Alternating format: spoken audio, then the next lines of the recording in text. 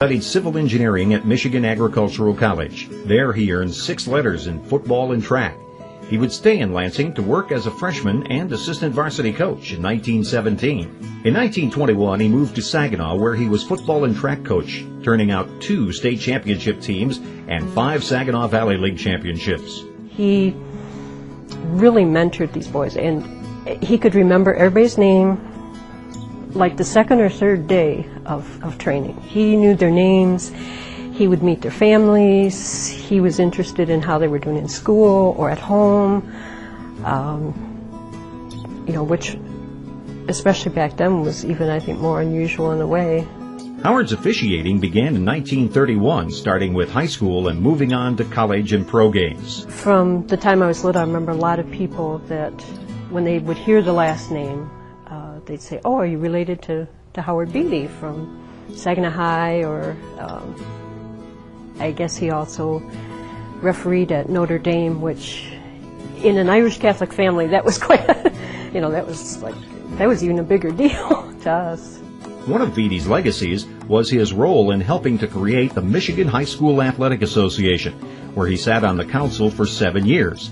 He also enjoyed his role as a math teacher and grandpa.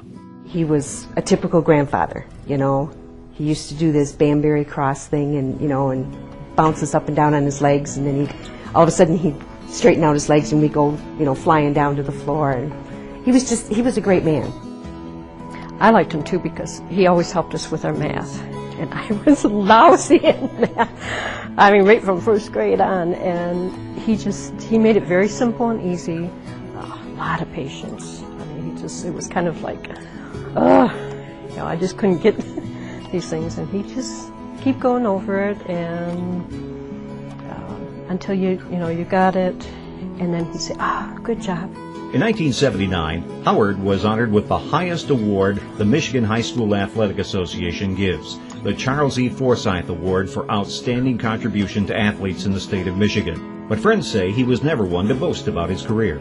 He was a quiet man, really, but when you got him talking, he was really interesting to hear. One of Beatty's unknown accomplishments was shutting up one of football's biggest loudmouths, George Halas, owner and coach of the Chicago Bears. George Halas was getting mad at about every play, and he anticipated that George might really get mad at this play late in the game, and so he quick turned around, walked over to the sideline and says, "George, you cross this line, you're out of here." And George turned around and walked away. Beatty passed away in 1981, but his achievements will always put him in high standing for high school, collegiate, and professional sports. He's had a long career in athletics, starting as an athlete at Michigan State. He was just a general all-around good guy dedicated to the enhancement of sports and sports activities, particularly for high school athletes.